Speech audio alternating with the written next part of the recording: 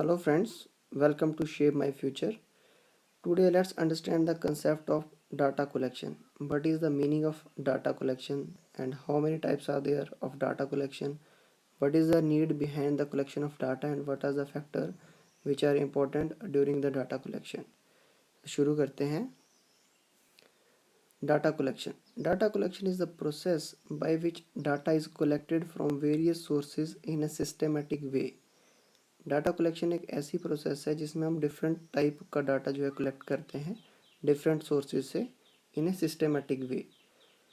The collected data may be of two types, qualitative data and quantitative data. So first of all quantitative data. Quantitative data वो होता है जिसको हम measure कर सकते हैं in terms of quantity. It is of two types. One is continuous data and second one is discontinuous data. Continuous data is data which is not in exact figures.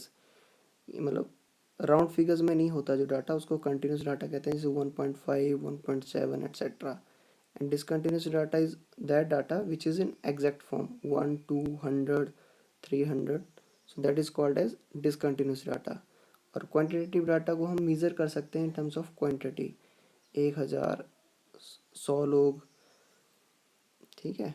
तो उसके बाद आता है क्वालिटेटिव डाटा. क्वालिटेटिव डाटा को हम quantity में measure नहीं कर सकते, इसको डिफाइन किया जाता है क्वालिटीज़ के बेस पे या फीचर्स के बेस पे. So data which is collected on the basis of qualities of the variable. It is of two types. One is nominal data and second one is ranked data. Nominal data is the category based data, for example male female. And ranked based data that you know first rank second rank third rank. So हिसाब से जिस rank wise data होता है उसको ranking में ranked data कहते हैं. सो इसको हम क्वांटिटी में मीज़र नहीं कर सकते.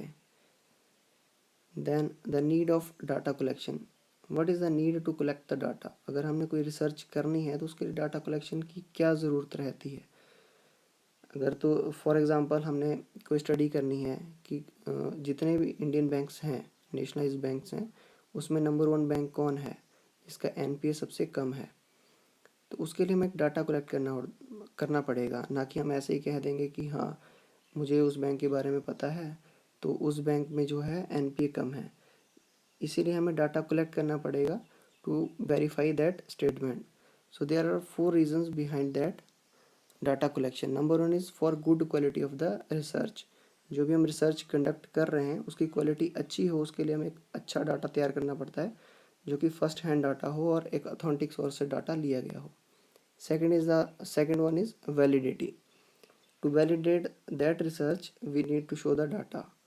अगर हमारे पास बैक एंड में कोई डाटा होगा ही नहीं जिसके बेस पे हमने रिसर्च का जो है रिसर्च कंडक्ट करी है और हम एक रिसर्च रिपोर्ट तैयार कर रहे हैं, तो उसकी वैलिडिटी तब तक नहीं होगी जब तक उसको सपोर्ट करने के लिए डाटा नहीं होगा. Third one is for solid foundation. Again friends, जिस चीज़ को सपोर्ट करने के लिए हमारे पास वैलिड डॉक्यूमेंट्स नहीं होते उसकी सॉलिड फाउंडेशन हो ही नहीं सकती.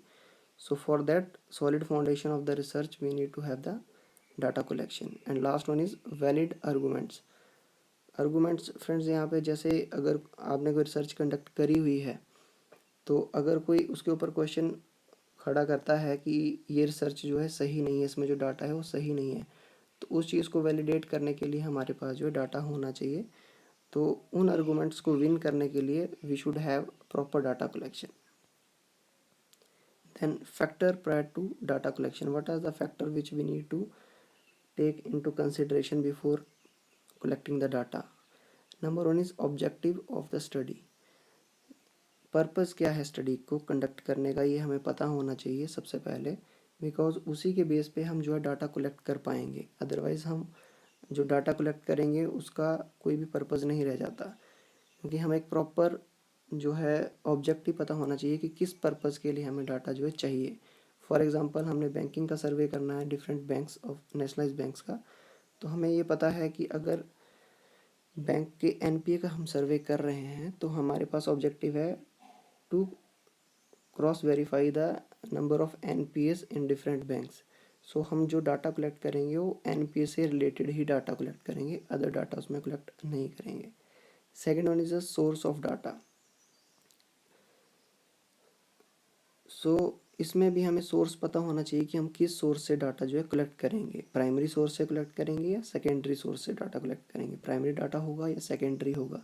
अगर सेकेंडरी होगा तो उसमें भी न्यूज़पेपर से होगा, किसी ऑलरेडी की हुई रिसर्च से हम डाटा कलेक्ट करेंगे, किसी बुक्स में से डाटा कलेक्ट करेंगे या फिर वेबसाइट से डाटा कलेक्ट करेंगे। तो इन सभी चीज़ों का हमें पहले से पता होना चाहिए बिफोर कलेक्टिंग द डाटा।